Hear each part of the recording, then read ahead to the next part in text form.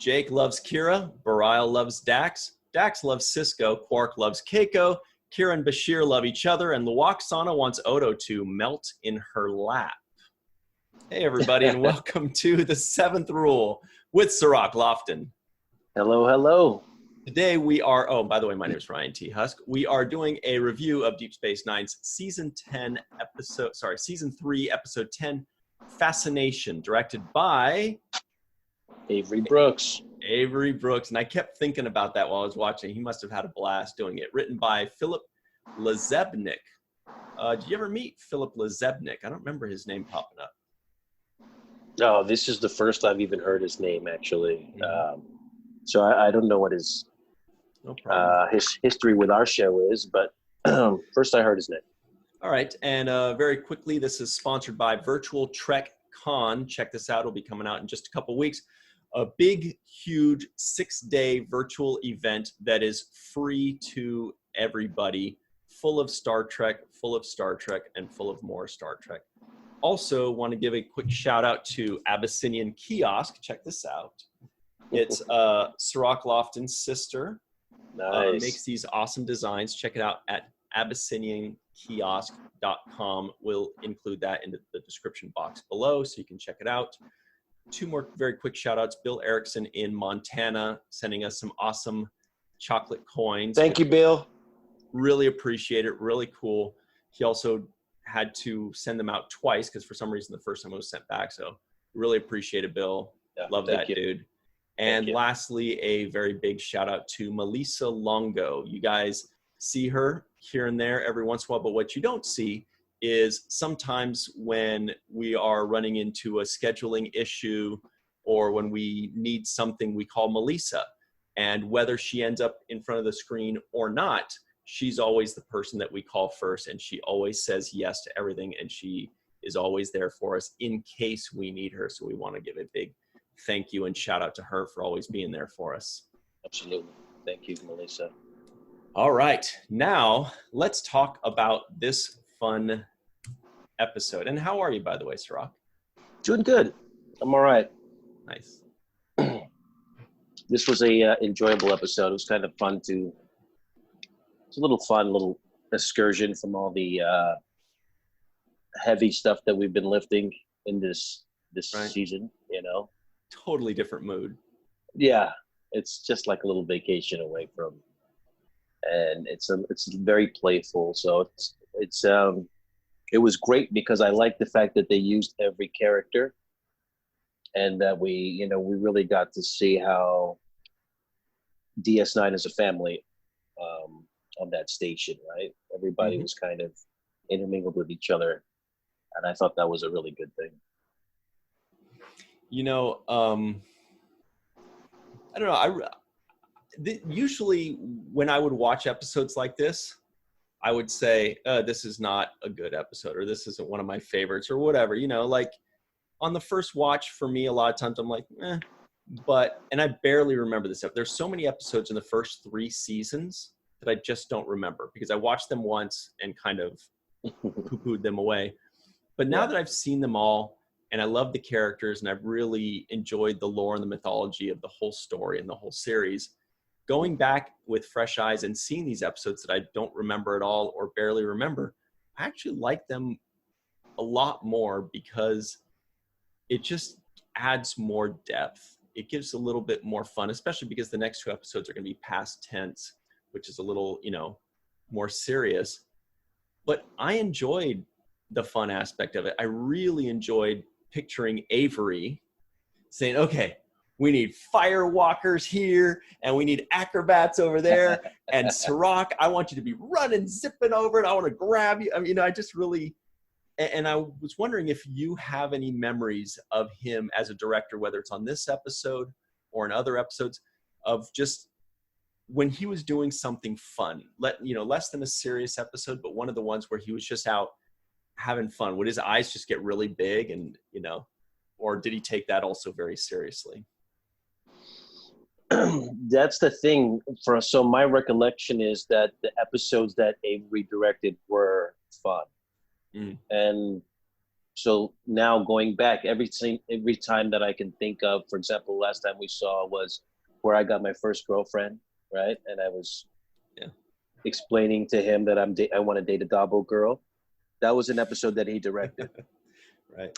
And I remember the fun behind it. And now I'm watching this episode, you know, party scene at his quarters and a lot of action and movement.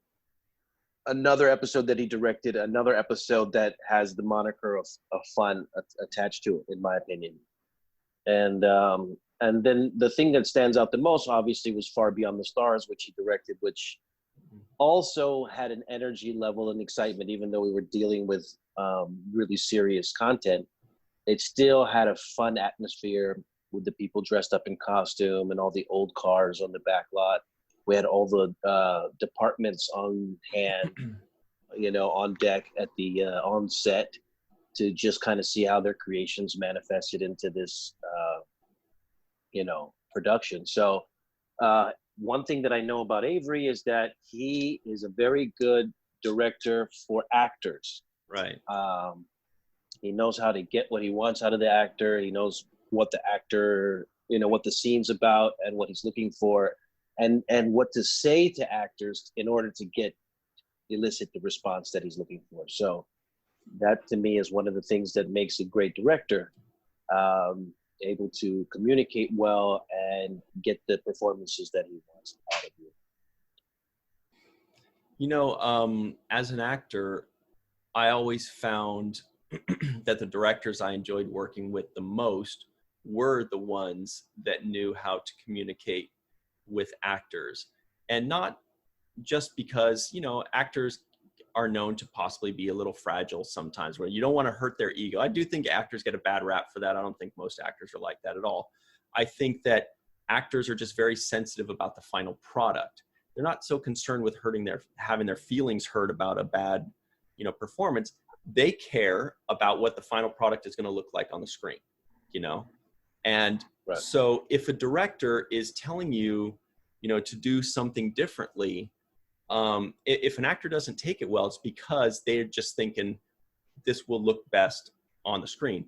And that's why when a director communicates well with them, they get it. And they go, oh, that's going to look better. That's going to reflect better on me. That's going to look better on you. It's going to have a better product. The fans are going to be happy. And that's why, and you know, we also love a director that knows how to talk to us, because they're helping us to be better. And so when you say, you know, a director that knows how to talk with actors, it's invaluable. We want to work with those directors over and over again, right? Absolutely. And there's other things that are so minute that you have such a big impact. And, you know, we talk about sensitivity of actors, but sometimes it's actually called for. And let me give you an example. You get a guest director in that doesn't know the cast, doesn't know anybody on the show, so doesn't know the characters and the, you know, the history leading up into the moment. So if they come on the set and don't know how to talk to different people according to the language that they understand, we all have like a little bit of subtle nuances of ways in which we are offended or you know, communicate. So I, for example, can recall a director coming on the set and asking me to do something, but referring to me as you, can you, hey, you, you know, so those are the kinds of things you're like, you're calling me you know, I have a name, you know, you refer to me as my character name or my real name, but something other than just or just put your hand on their shoulder and say, hey, what's your name again? Sorry. Okay, Cirroc. Yeah. Can you do, you know, just treat me like a human, right? Exactly. And so those kinds of things could really set an actor off in a bad space, therefore altering the performance. And that's where Avery has a delicacy in the way he approaches people, because he knows how to tailor make it for the person that he's talking to, right? Right. And I just think there's so many examples of how it worked. His directing skills were infused into this episode, and I kind of wrote a few of them down, but off the top of my head, one of the things I remember was Kira kind of in the area, and Bareil walks in and he's looking for Dax, and they're by that flame, and she wants to kiss, and he says, no, there's people around, they might see us, right? And there were people in the background, by the way. Yeah, I went and rewound that. I was like, she's like, there's nobody here. Well, except for those two back there. Except for the two people that just walked away. So so that was funny to me. But the thing that I noticed about the camera work was, so we originally see her standing there by the fire, and then he joins her into a 2-shot. They walk forward to avoid the two people, or to be in a more private setting. And as they walk forward, they move off into the corner to, I think Kira kind of throws him into the corner to like push him up on the corner and make out with him, right? And that pushing up on the corner took us from a wide shot in the hallway into a narrow close-up shot in which you feel the intensity of two people in a enclosed space. And it's very subtle, but it makes you feel the intensity of the awkwardness of somebody pressing up on you. He did that another time, Avery did, for a different reason, which was when you were walking around and he says, hey, slow down. You could tell that he wanted the shot of the two of you like this. And he's thinking, how do I get him here, this like to the two of you like this? And so he says, hey, slow down. And he grabs your arm and he spins you around. And like, that works. A dad could do that. Dad would pull you around, get in close, be like, what are you doing? And so that was an interesting thing, similar. Absolutely. And second note I had a note of exactly what you just pointed out. I wrote down in my notes as his directing style, as the way he wanted to manipulate that shot and get me from inside Quarks to around that little area where he was. But yeah, so I'm sorry to interrupt you. No, that's exactly what directors do. It's like, they know that they want you at point B, but they're like, how do I get there? Like, what's that? Like when actors say, what's my motivation? They mean, what's my motivation to lead me to this point of emotion or of what I'm saying? And directors are saying, what's the motivation to create this kind of shot? How do I, whether it's walking over and pouring a glass of water, or whether it's, grabbing somebody. I did want to touch really quickly upon the respect for actors, and that's great that Avery showed it. I did have a director one time where I was just like, okay, I'm never working for this dude again. And it was, I won't say his name, obviously. It was a him or a her. It was a him. And it was a sci-fi movie, and I'm doing these things, and it's kind of in the middle of the movie, and I get shot, and I go onto the ground. There's like a battle on the bridge, and he's changing he's going to shoot the next scene from a different angle, right? And I'm still on the floor, and not only does he not, I guess to change the angle, he wanted to kind of move a couple of the things a bit. And not only does he not say my name, he doesn't say anything to get me to move. Do you know what he does? He kicks me. He like pushed my body with his foot. I'm lying on the floor, shot, after doing a stunt. And with his foot, he just kind of goes and push. And I swear, I like looked at him like, it was, it was more like shock. Like, did you just, yeah. Are you pushing me with your foot like I'm a sandbag? And I was like, okay, this guy this guy does not know how to treat. I was just like, I was more amused than insulted. I was just like, this guy, I was just taken aback. Anyway, so yeah, but that's another example of how a director can really muck things up, right? and just take something where I would have been happy to do anything you asked me to do, as far as if you could have communicated it to me in a proper way, and we would have had a good understanding, and I would have rolled over in the way you wanted me to, or moved over. But the simple fact is, you're not communicating. That's where the problem is. And sometimes, especially on a series, when you have a director coming in mid-series, you know, the actors feel like they know that role better than the guy who just came in for one episode, right? So when the director's like, I think you should do it like this and this and this and this, you know, sometimes you're looking at him like, no. But then it's also that tough juggling act from an actor's point of view where you also need to have tact. You don't want to insult the poor person on their first day of work. You know, they're asked to do something difficult, which is tell all these people what to do that have been doing this for 4 years. And so you have to have that kind of mentality when you're talking to them, say, you know, that's really cool. And I get it. And I understand. I just want to let you know that this character has done this, this, and this, and this. So I'm not sure, you know, like let them know, you know, and I'm sure there's all types of, there's all type of middle ground to reach when you do that. So if I'm in this position where I disagree with the director's interpretation of the scene or interpretation of the way I should do the scene, then there is a middle ground. There are several ways to get to it, but one of them is to say, okay, well, let's try it one way, your way, and let's get one way, my way. That's what directors say just to get an actor to shut up. They're like, okay, we'll do it your way once. And then they do that. And then they just like, they're probably not even recording. They're like, we'll do it that way next. Yeah, exactly. Print that, but put an asterisk by it. Yeah. Strike through. So yeah, there's different ways, but definitely, I mean, just in general, you don't want the days to be long. We all have this work to do, and you know, we're piled on with pages of work to do. And some of these things can be very tedious, especially when you have a large group of people to choreograph, you know, 10, 12, 15 actors in a room. Everybody has to have some kind of motion, and the camera and the timing all have to be right. And the last thing any one of us want to do is be there more than we have to be there, right? Everybody wants to go home. Right. So we're all there to get the same thing accomplished. So you're right as far as when actors, you know, need to give a little bit of leniency and obviously not be holding up production. So there is ground there. There's places where you can meet in the middle. But with Avery in particular, he is so understanding of these variables, and he's so conscious of them that he is able to just really get right to the meat of it.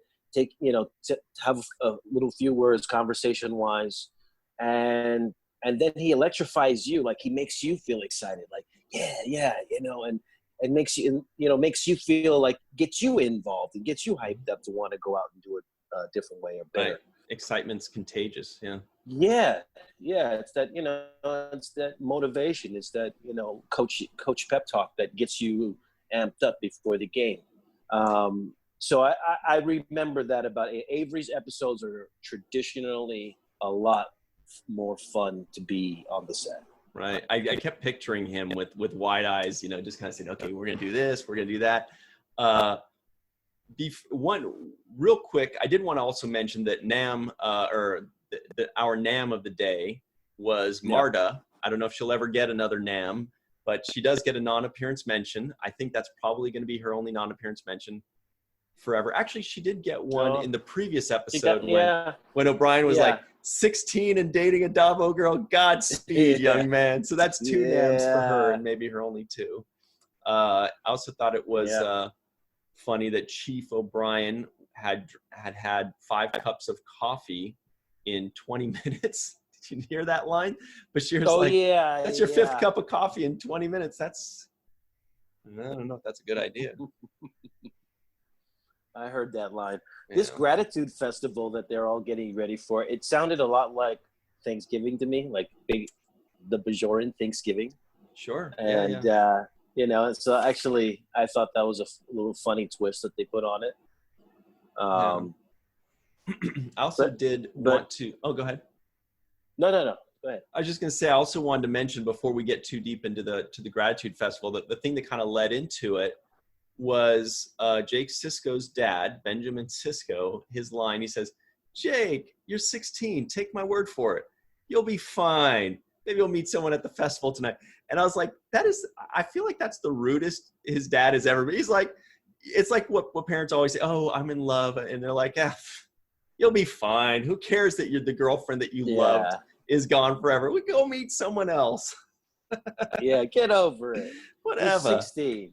Whatever. But I mean, it was a little insensitive, but obviously Sisko was against that from day one. So he's deep down inside, he's clapping and doing jumping jacks. Yeah. But I thought that it was funny because he says to his dad, "Give the earring to Kira for her birthday." It's like, yeah, get rid of this thing, get it out of my sight, give it to somebody. I don't care what you do with it. But all of us have had that experience growing up, that first crush or first love and getting your heart broken. So I mean, that's a normal thing. So I mean, his dad is stating something that's true, is just a little bit insensitive about how hurt Jake is and how his feelings are. Right. I've also noticed that these episodes tend to have the most interesting pieces of information in the first 5 minutes, because when they're setting up the story, they're like, oh, the Antiquans always do this, and oh, this guy drinks 5 cups of coffee, as they're setting up the story. And another one was that Chief and Bashir played 70 games of racquetball while Keiko and Molly were gone, and Bashir says, that tells me I'm a poor substitute for your wife. Yeah, I like that one. And then Chief O'Brien says, I could have told you that 60 games ago. The other thing we got on the first 5 minutes was Odo liking Kira and again expressing how he has feelings for Kira, kind of gloating over her. And then when he finds out that Barial's coming in town, he kind of went, limp. Right. But hey, 1 second. We're going to take our quick break. We'll finish that thought on the other side of that. Okay. And we'll be right back on The Seventh Rule. Hello, everybody, and welcome back to The Seventh Rule with Mr. Cirroc Lofton, a.k.a. Jake Sisko. Yes, sir. Very quickly, our trivioids of the day. Marta got accepted to the Science Academy on Regulus 3. For those of you keeping track at home, nobody is. Chief drinks 5 cups of coffee in 20 minutes. Keiko says O'Brien sometimes broods and stomps around like an Andorian bull. And then obviously Jake loves Kira, Barial loves Dax loves Sisko, Quark loves Keiko and Bashir love each other. Loxana Troy wants Odo to melt in her lap. I don't know if you heard that line, but she's like, oh, yeah. do you need a shoulder to cry on or a lap to melt into? And I was like, that's... She's awesome too as the hardcore, yeah. The cougar going after you. She's definitely a mountain lion. And Sabar wanted Keiko not to talk to O'Brien about this until after the Gratitude Festival, tisk tisk. And the last one is Barial uses the F word on Kira. Friend. Oh, yeah. He did. Ooh, that's the one. I'm surprised he didn't have Molly throws up on her dad. Yeah, that was a great line. He's like, did you have fun or how? And she's like, no. Yeah. I don't feel good. Blah. Yeah, well, why don't you show me? And she's like, here, you want to see it? Here's all the colorful candy I just enjoyed. But it's funny because I wrote something similar to what you did on your opening, right? Odo likes Kira, Kira's with Barai, Jake loves Marta, Molly. Yeah. So I did that same, like, this person likes that person kind of thing, and that's what it was about. But I really enjoyed the Odo Loxana moments. I thought they were amazing, actually, and especially the feeling. Odo had so much expression on his face, even though he's got that face where he really can't see his expressions, but his eyes and the way he was, for example, when he was embarrassed inside of a security office because she was all up on him and the other guy was there looking. And then she says, come back later, or something, and then Odo goes, 5 minutes. Come back in 5 minutes. Yeah. As in, come save me, please. Yeah, please save me. And he was embarrassed. And so it was funny because I don't remember him feeling embarrassed. Usually he doesn't feel the emotion of embarrassment. But he was so embarrassed when she was all up on him and he was kind of looking at the guy like, I hope you're not seeing this. And so even in their dance sequence, when they were doing that little dance number back and forth. She was twirling him.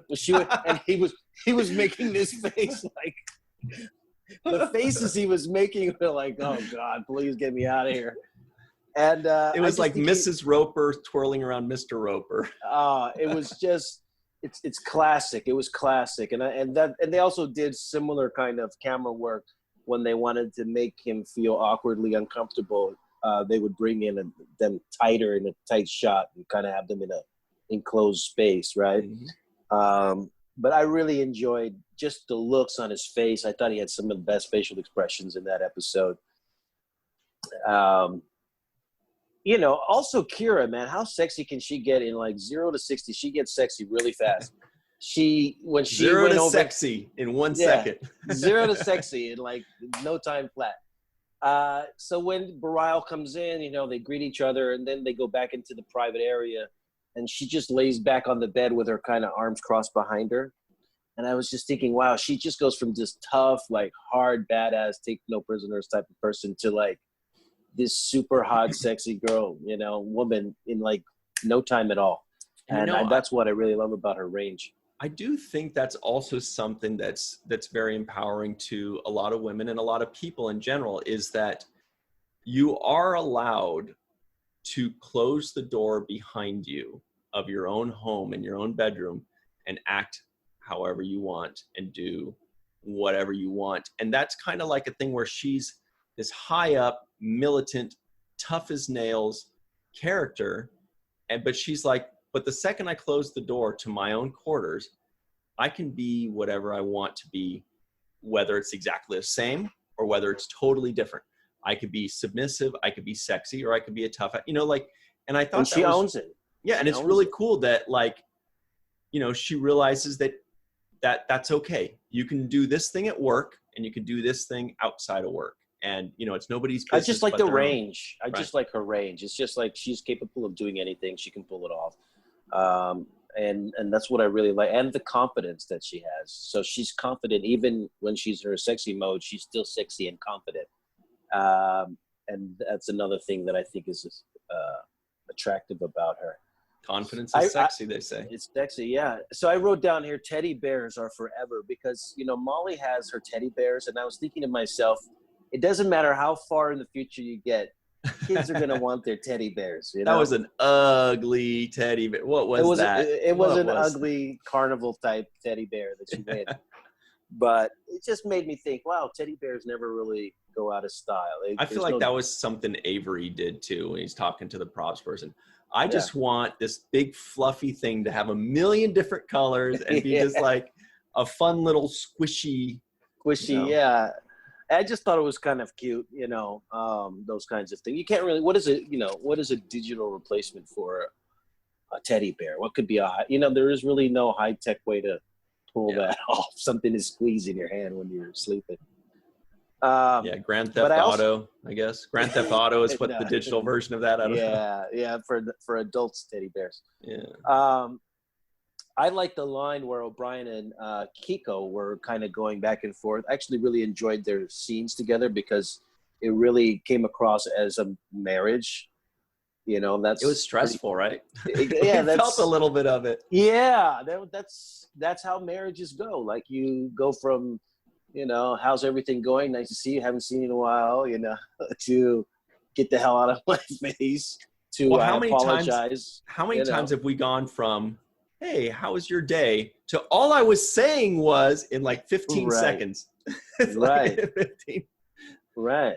And so I thought it was a pretty accurate depiction of a really good relationship between the two of them.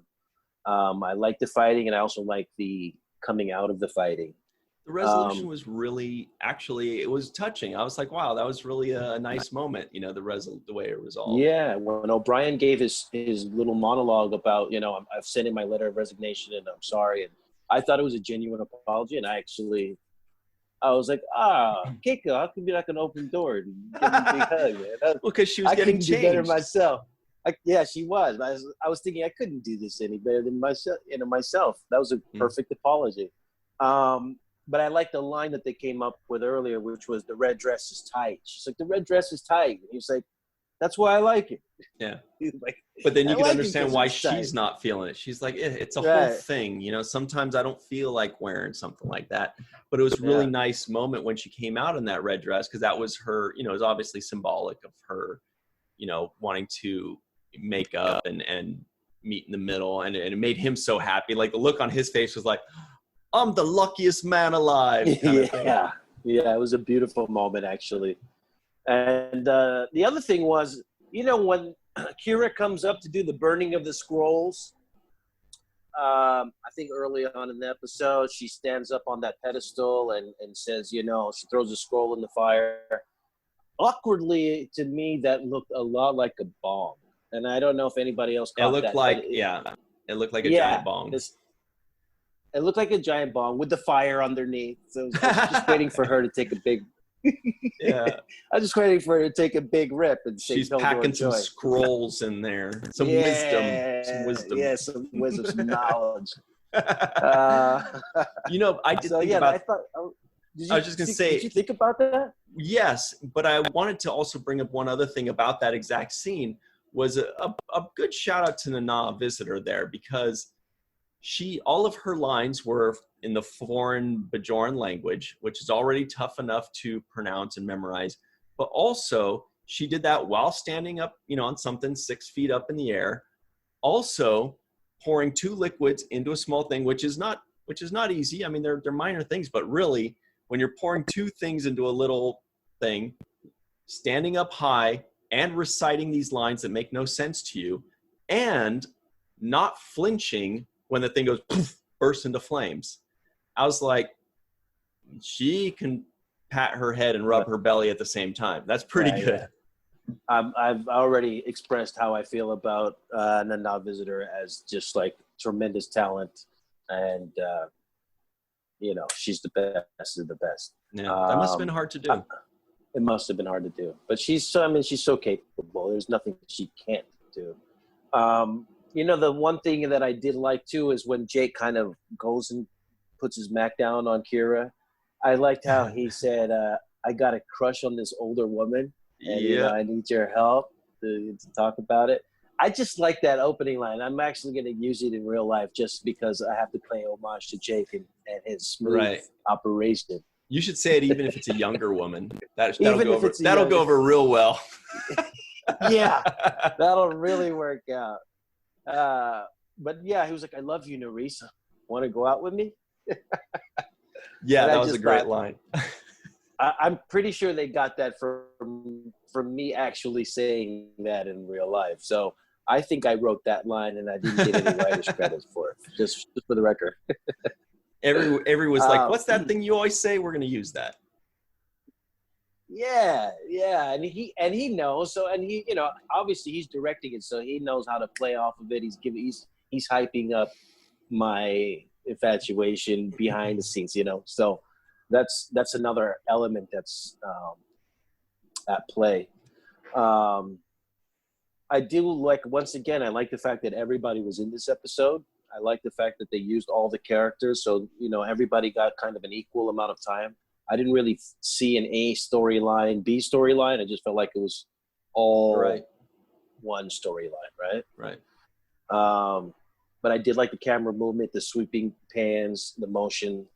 And you mentioned earlier, but when I did remember, and I do remember Avery doing this before and frequently, he would grab me and put me in a mark at some point sometimes. And he would do that all the time. And he would do that very like it was like, I need you to stand right here. Right? And so, a lot of my training in just in being in front of the camera comes from like those kind of moments where I'm like, okay, so this is what you want me to do. You want me to, spin around and land on this place right here. And there was a moment in this episode where I'm kind of searching for Kira up on the upper deck by Quarks just before he grabs me. Mm-hmm. As I'm walking, I kind of do a spin around and I'm moving around. And I think Avery gave me the instruction, like,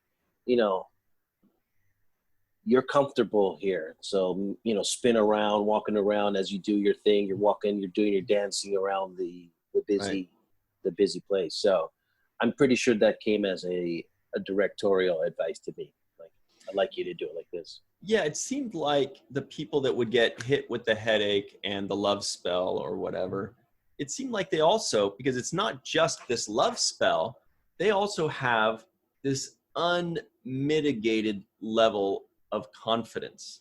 Because how many times have you had a strong crush on somebody, married even in some cases, taken in other cases, with a friend of yours, and you're just like, I don't give up.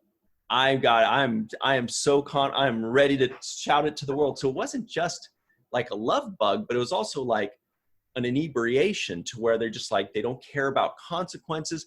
They're blissful. They're ready to just tell the world, you know? I mean, yeah, it was like a little bit of beer muscles, you know, where you get the nerve to do something you wouldn't normally do. liquid courage. Yeah. Liquid courage. Yeah. I love this outfit they had Sisko in at the house party. It's one of the changes in costume. It's a little side because, you know, I pay attention a lot to the wardrobe. Right. Loxana had a whole like colorful kind of Chiquita Banana outfit on. Yes, she did. Right. and Sisko had this like really cool like vest. He actually was wearing one of my type of outfits, but he just had the guns and, you know. But I did a little thing. It was one of these vests. Did you see it there? And it was kind of like a really cool thing. I thought his arms looked real muscular. And that's when he was getting punched by. And he was just like, "Oh, come on!" Yeah, he was like, "Come on." But he looked like you know, a guy you would want to fight.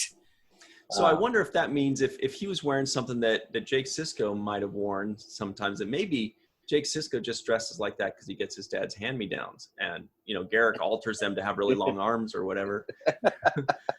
Yeah, that's another thing I noticed. I was taller in this episode. I felt like maybe for the first time, huh? Yeah, I felt for the first time that I actually noticed a growth. Like, am I much taller in this episode? I haven't noticed. But now looks like this is the one episode where Dad was better dressed than Son, huh? I think so. I really enjoyed his outfit. I liked it.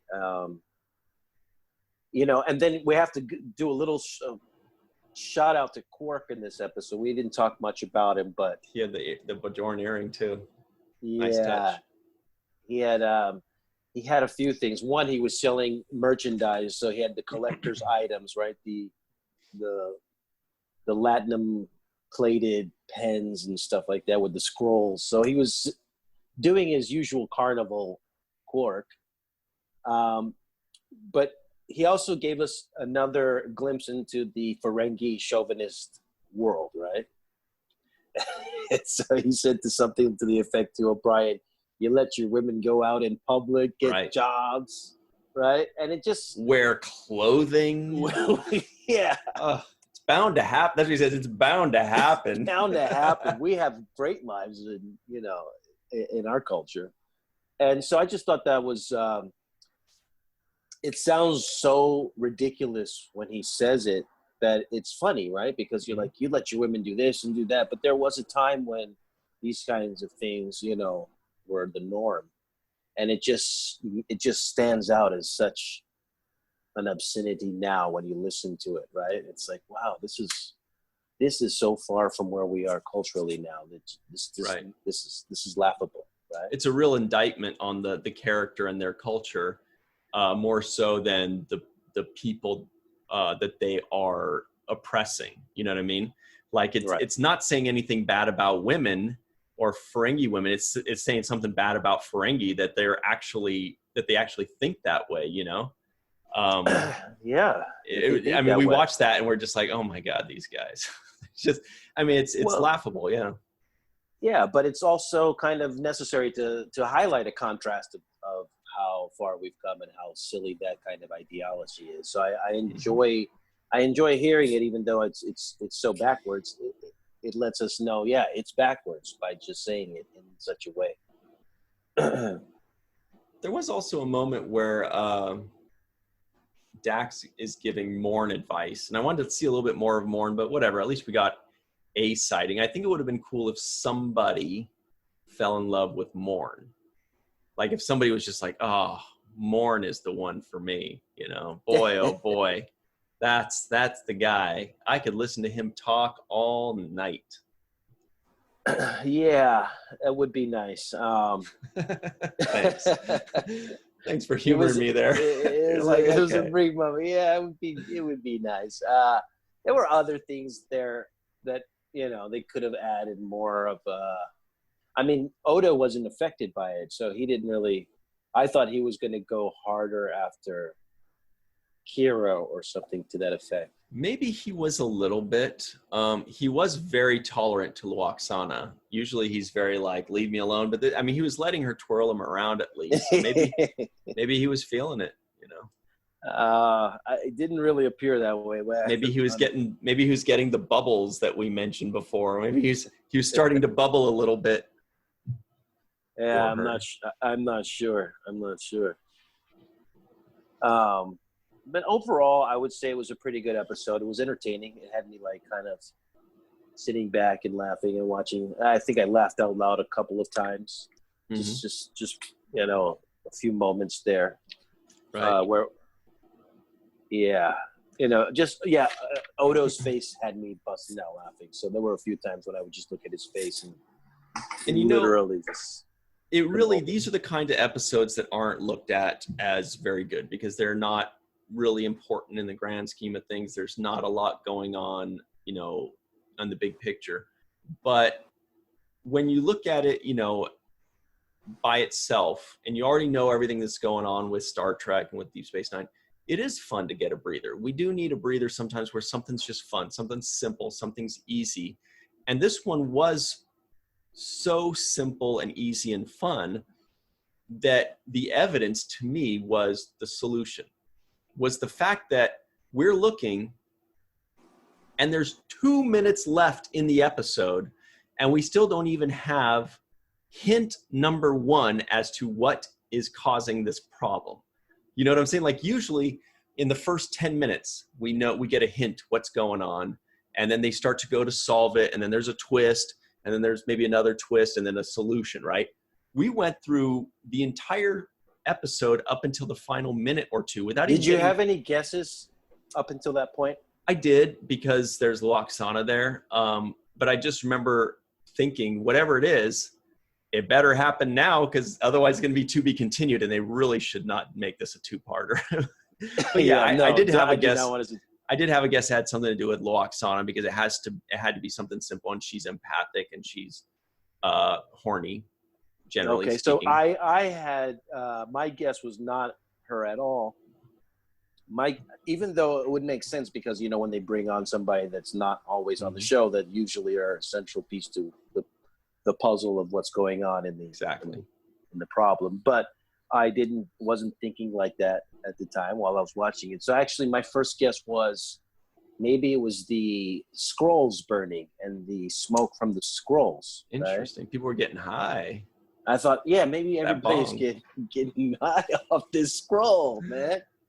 And that was my high all the time. Yeah, because she said, let the past burn, or burn the past and let yourself be free, or something like that. Right. And so I thought, okay, maybe it has something to do with these scrolls burning, and they're gonna figure that out. They're gonna sober up in bed the next day and be like, uh-oh. Yeah. And then the next one was Odo was upstairs by the people playing the instrument, the music. Mm-hmm. And he was doing his weird dance. Before Lwaxana came up, he was kind of doing a weird dance, right? Yeah. And it was a little out of character for me to see Odo kind of getting down without any kind of, reason. There was something there. And then she even said, well, he said, I was swaying to the music or something like that. She was like, sway with me then, sway with me. So then I thought it was the music. And I was like, oh, maybe it's the music that these Bajorans are playing. It's like some kind of hypnotizing melody or some, So at the end, I was actually, it's just menopause. And basically it was Xanthi fever, but which is essentially the menopause for a betazoid. So there goes that. Yeah. But the interesting thing was that, first of all, shout out to Major Roddenberry, who's resting in peace. But she was such a wonderful person and a pleasure to be around. always spread that kind of a joy and energy that you see on screen. Very lovely person. And that's another thing that I think about when I watch this episode. I'm thinking, we've lost her and Odo. So this scene that I'm watching is, two people that I'll never get a chance to see again. That also means something. Mm-hmm. Yeah. I never had the opportunity to meet her, but from everything that you've said and others have said, she was just like an absolute delight on set, right? Super delight. Also the voice of the computer, right? Mm-hmm. But just when she would come on, she was always so lovely and just very much like her character. Not in the sense that she was like, pushy and attractive to somebody or horny, as you put it, but that she was so pleasant and light and very respectful and just a joy to be around. So I always enjoy seeing her because, I have fond memories of the time we spent together. So we just have a couple minutes left here. And there were just so many little things. This wasn't something to where the story itself or the concept itself is what wowed us. It was just the fun, the details, the character,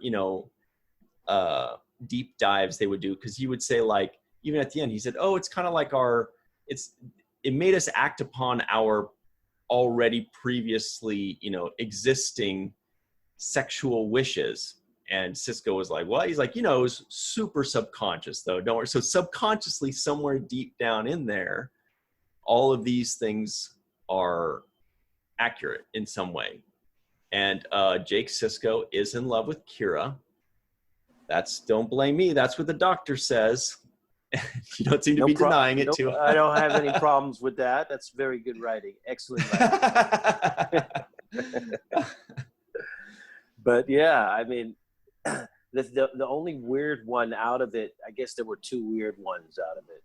One would be the Quark jumping on Keiko at the very end. If that means he's subliminally attracted to Keiko, that's kind of right, because we already know he's attracted to Dax and to Kira and to every weird alien that walks in. Right. So they're like, well, who's left? Because it had to be surprising. So they're like, well, we already know all the other stuff. Keiko. Yeah, and so when he starts rubbing his ear on Keiko, I was like, isn't that not appropriate to do? To be rubbing your ear? I mean, think of what that really is that he's doing. He's like jumping on a woman, going like, Yeah. And then when O'Brien squeezes his ear, I actually physically reacted. I was like, gotta hurt. It's gotta hurt, but he deserves it because he's fondling himself, and it's kind of inappropriate at this moment. But that would be weird, just if that's subconsciously inside of Quark's head, the fact that he actually is deep down attracted to Keiko. And the other one that was weird was Sisko and Dax, because Sisko looks at Dax and he thinks of his old man, right? Mm-hmm. His old pal. So I could see how that would be a turnoff for Sisko to be like, hey, no, I can't do this, man, but Dax is thinking, well, I'm Jadzia too, so so about that part. Hey, I mean, why not? Yeah, but otherwise, wasn't the best episode. Really wasn't, as far as like anything Star Trek related. As far as anything Star Trek related. But speaking of which, we do only have about a minute left, maybe less. So here's the big question of the day. What do you think, Cirroc Lofton, that this episode got on IMDb? What rating did it get? Well, it wasn't boring and it wasn't terrible. It had a lot of cast members and they all tied together pretty well. I would say between like a 6.8 and a 7.2, somewhere in that range. Survey says 6.3. 103. It was maybe the second lowest that we've seen so far this season. So. The lowest was it Meridian? The one that was like a 5.7. That was solidly lower. This one was at least fun, and I was interested. I was entertained. I was entertained, but I can understand why the audience doesn't feel that way because, you know, we're starting to get into the heavy stuff with the Dominion and with all this, you know, the heavy things that are going on. And it just seemed like this was too casual and light and maybe could have been placed earlier on the season before we start getting so serious. You know, the Defiant just got introduced. Like, I know, we're ready for battle, and then we're like, well, let's take a break first. Before we get into that, let's have some fun. Yeah, I'm thinking, well, you just got the Defiant. I'd be wanting to cruise around, you know, pick up on some alien chicks or something like that. Yeah, or something like that. Human chicks, alien, whatever. So we do have to run. Everybody stay tuned for the free-for-all. We do want to give a very special thanks to Yvette Blackmon, Rex A. Wood, Dennis Koch, Homer Frizzell, Eve England out in Wales, Dr. Marie Segal, Carmen Shamwell, and PJ Tomas. Thank you all very much. Stay tuned for the free-for-all, and we'll be right back on the 7th Rule.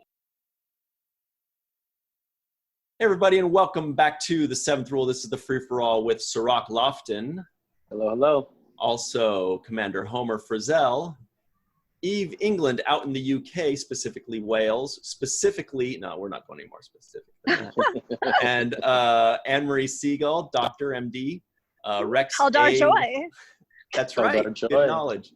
Heldar Joy. Rex A. Wood and Heather Jordan.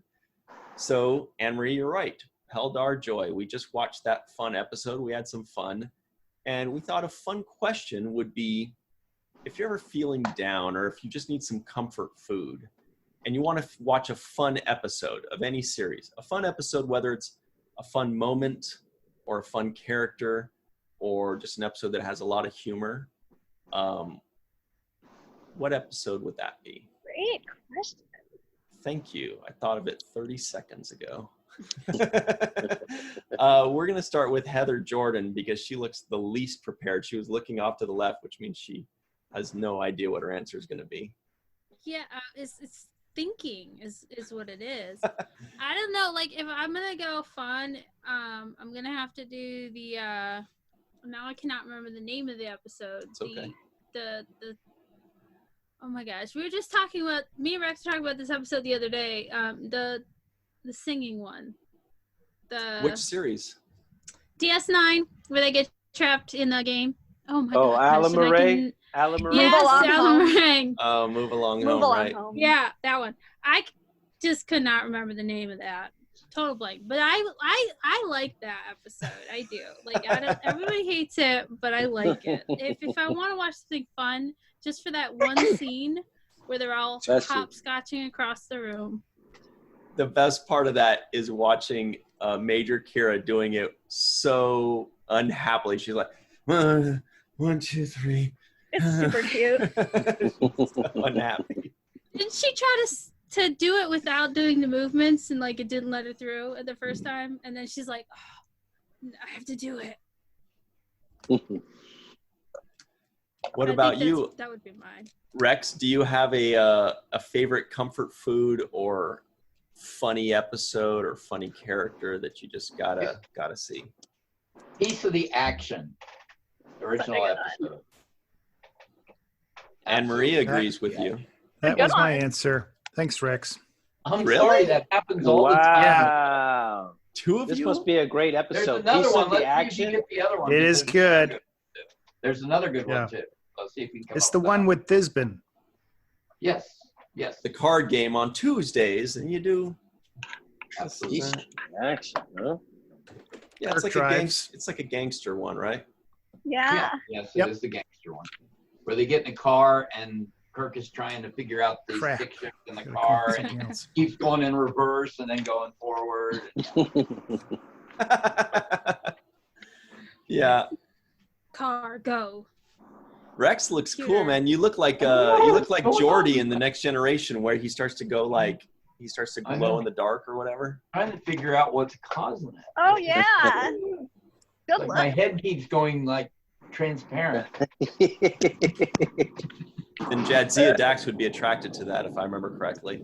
Haha, good one. Right? That's really Captain Probably. Baudet. Good knowledge. Yeah. All right. Good knowledge, Anne Marie, huh? do you have a fun Oh, or for funny sure. name? His Way. 7. Okay. Oh, I could, but His Way is my number one. I love that one. Where Odo gets lessons on how to get women from Vic Fontaine, and then he and Kira kiss at the end. It's my favorite. Wow. Favorite of all of them, all the series?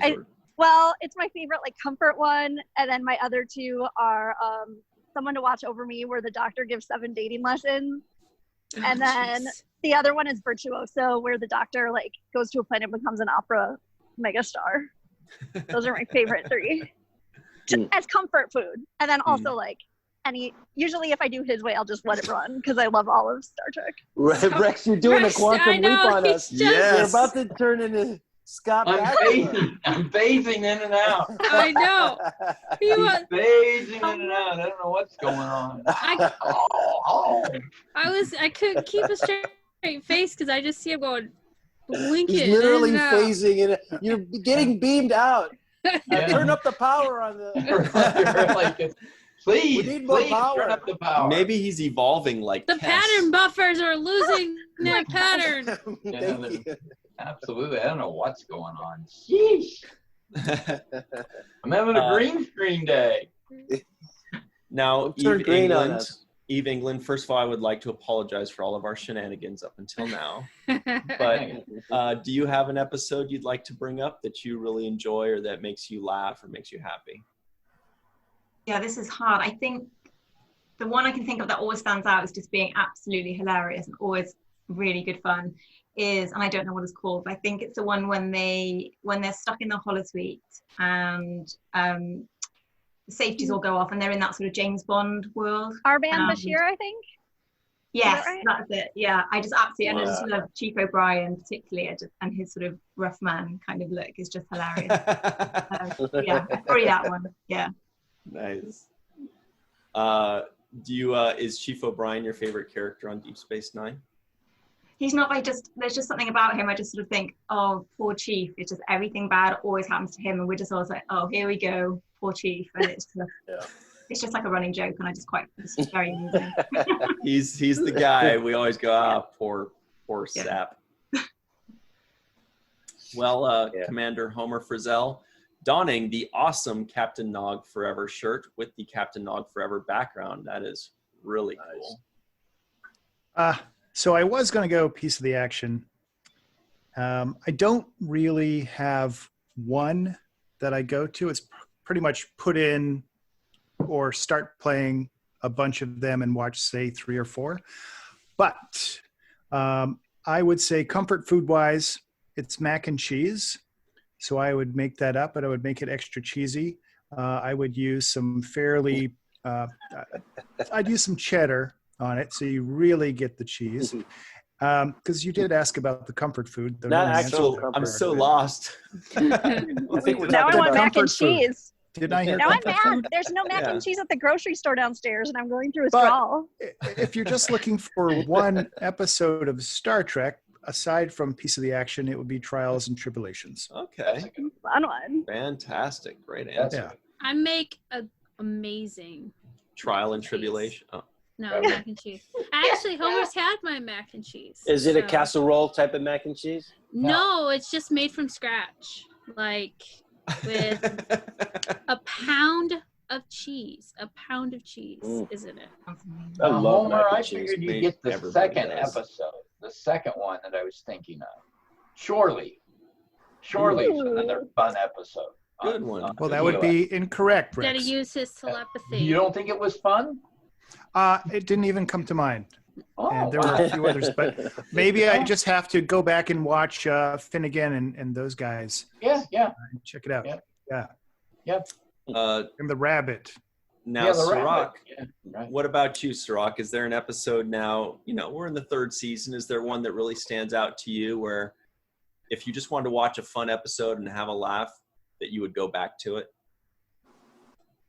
Oh, well, there's always the self-sealing stem bolts episode. So that's going to be like a no-brainer for me. Amazing.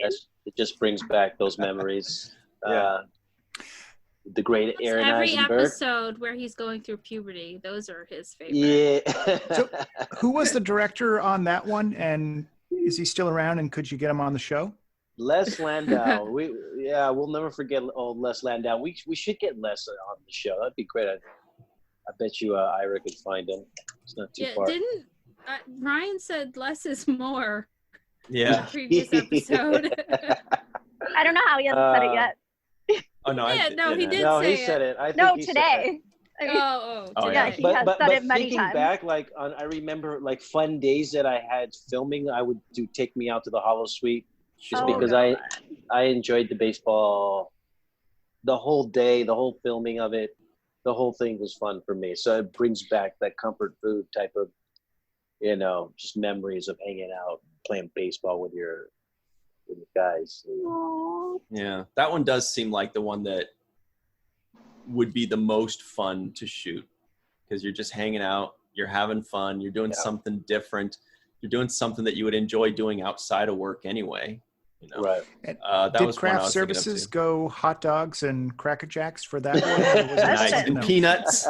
Good Very question. good. Very good question. No, it was catered, but it wasn't hot dogs and Cracker Jacks.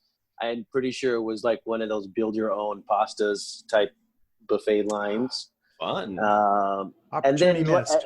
at lunchtime though, we all the cast and crew got together to just hit fly balls. Cool. Just to do like a home run Wow, derby. you've got some amazing aim if you could do that. Oh, I got you. No. No comment, right? But yeah, Eve, by the way, home run sorry. derby. Baseball is like cricket. It's what Americans. Actually, been to I a think baseball game. Oh, really? So, Which game? we have to. It was years ago. It was in Indianapolis, but I can't remember who was Cool. playing. That's We awesome. have to shout out Eve's mug. She's got the Captain Nog forever. Oh yeah, No, it's the the seventh seventh rule. rule. nice. The eyes. And her That's the Be one. Kind shirt, which is very nice too. Ferengi eyes, yeah, and Be Kind. That's Chase's group. Yeah, it looks good with the V-neck. I like that. Yeah, and it's very sparkly as well, which is why I quite liked it. It's very And purple color. on purple, right? Is that purple and Yeah. purple? It's actually quite sort of a pinky purple, but it's got glitter on it. So Oh, yeah. okay. I still I need think to get that's one the of one those. that Rekha Sharma designed. Rekha Sharma? Yeah, I think she designed or was the first one to go with those colors, that combination. Really? I Yeah, think it looks awesome. Good job, Eve. it does. Looks awesome. And Rex, of course, looks awesome as usual. In his Rex got his arms uniform. crossed exactly like Jonathan Frakes. I know, he's posing. He's got the number one look right now. I Number one. can't tell if Anne Marie is frozen or just sitting really I think still. she's frozen. Yeah, she's up on her roof in New York, so anything can happen there. Oh, And now she's gone. Yeah. And He's like, I'm leaving. I don't care. I said my answer. I'm out of here. I'm out of here. Frozen and gone. What's your answer, Ryan? You didn't give us one, did you? Well, Take Me Out to the Hollow Suite, but I'll come up with another one. I don't know. I mean, for me, like, I do also just for some reason really like Cause and Effect, even though it's not funny. It's a Next Generation one, but it's one that's just kind of like fun to watch over and over again. Take Me Out to the Hollow Suite is one that I didn't really care for it as much the first time I saw it because I was like, what, is this a baseball one? But as time went on, now I look back at it and I'm like, that is such a good episode. It's so fun.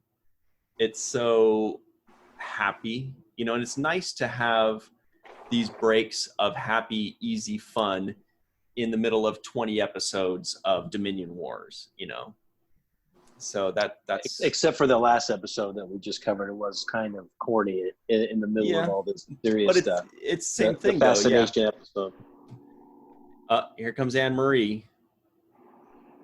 So just as an aside regarding Dominion Wars, I had a call with the cable service provider, and the person I was chatting with was First Jane. Huh. So it's kind of like Jem Hadar. I don't know. Very much so.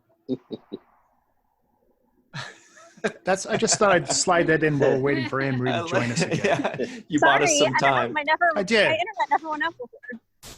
Should I? Anne Marie, extend did that you longer? are you shopping? Are you out shopping? Oh man, I'm trying to not shop until virtual TrekCon. It looks like she's shopping, though. Yeah. Yeah, it looks like she's waiting for an elevator. I'm hoping there's a lot of shopping opportunities during VTC. Oh, tons. So we have 5 minutes left. By the way, that's Virtual TrekCon. Thanks for bringing that up. VTC, I like that one. Already got it. You down with VTC? Yeah, you know me. I was singing that in my head. Who was singing that? That was you, Heather? I was thinking it in my head. Well, yeah. that's the song. Eve, it's a rap song from like the 90s. Yeah, like early OPP, 90s. yeah. So last question here, guys. Let's just go a little deeper. What's the scene that made you laugh the most in all of Star Trek? One scene or one line. Rex has it. Rex is ready. Still going to be the scene where Kirk has all the people lined up in the Trouble with Tribbles in the transporter room. Mm-hmm. And he's going through all of them asking who started the fight. And then at the end finding out that, that Scotty wasn't upset over the name he was being called, but the fact that they referred to the Enterprise as a garbage can. Yeah. Hold away as garbage. Garbage. Yes, absolutely. What about you, Anne-Marie? Funniest moment? This is it right here. This is it. What a laugh. He stands still for so long. Well, we'll move over to Heather Jordan. Funniest moment? I can pick a funniest moment from the documentary. Okay. It's the what is it? The extras where Cirroc is talking about his joke he played on his Sisko's new wife to break the Penny? ice. Penny? Yeah, I couldn't remember her name. Yeah. That's we weren't my supposed favorite. to bring that up. I thought we settled that out of court. I can't. You can't pick one moment in all of Star Trek. Like, it's just so hard. Well, Whitney Houston just wants one moment in time. Eve England, what? That's a good song. Yeah. Can you sing it for us? Yes, but we're almost out of time, so we got to finish this question. Oh, we're almost out of time. That's my question. Sorry, You cannot pull Whitney out. What was the funniest moment for you, Eve? To be honest, I think the same with Heather. I'm really struggling to think of anything, but I have to say that just out of the ones we've seen fairly recently, you mentioned it, a couple of weeks ago, when Quark was stuck in the security office with Odo, and he sort of flips back and says, "No, I'm stuck here with you." I just thought that actually did make me laugh out loud. No, I think the line is, Odo says, "No, it's even worse. I'm stuck here with you." It's even worse. Too funny. Yeah. That Anne-Marie? is a good line. That's a good line. Okay, wait. Can you say the question one more time? Because that's when I cut out. Anne-Marie, do you have reception long enough to tell us the line or scene in Star Trek that you think is the funniest? Oh my goodness. It's so hard to choose. I know. That's why I don't know. chose One of my original favorites is in the Royale in the TNG episode where Dana starts blowing on the dice and winning at craps. What is Rex doing? Oh, when he's got it. Okay. Good. Great. Yeah, Rex, you're doing something peculiar. I'm doing Anne-Marie.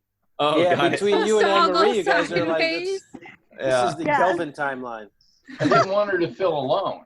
I think we're like mirror universe. Yeah. Rex, your Windex is in the shot now. That's cool. Cool. My phaser. Don't do it.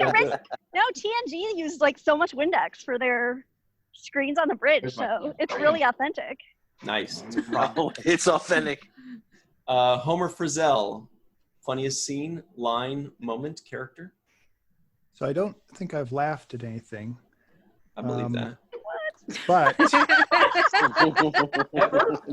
I in Star Trek, but I think that there are two that are the funniest to me. It's a bunch of interactions between McCoy and Spock at the end of different episodes.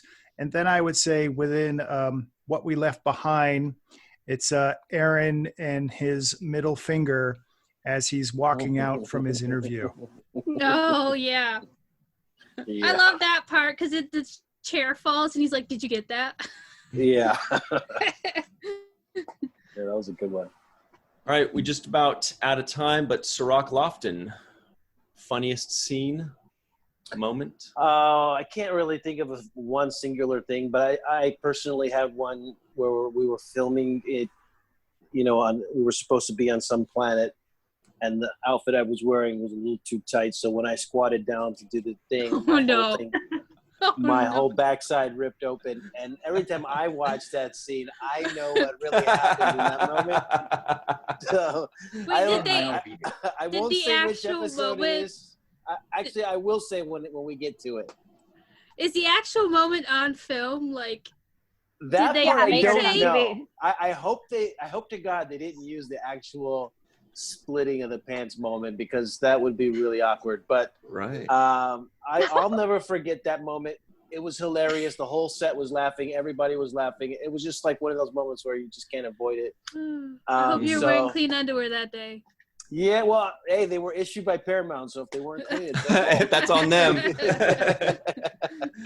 Wow. So that's about it. And then, you know what? Data does a lot of funny stuff to me. I like Data's little awkward moments that he has with where he's trying to comprehend something in those moments. So Data, Odo, when he gets into his funny moments, makes me laugh a lot. So there's a few instances where I think they play funny moments.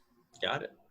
Well, we got to run. When we do get to that scene, Cirroc, point it out so we could see if like your face reacts in the take. Like if you go like, oh, or something like that, we can watch for it. I'm sure that'll be a screensaver. Yeah, that'll be great. Anyway, we do have to run, guys. This is the exact moment. But thank you all very much for joining us on the Seventh Rule. And it has been brought to you by special thanks to Whitney Houston. And, we'll see y'all next time on the Seventh Rule.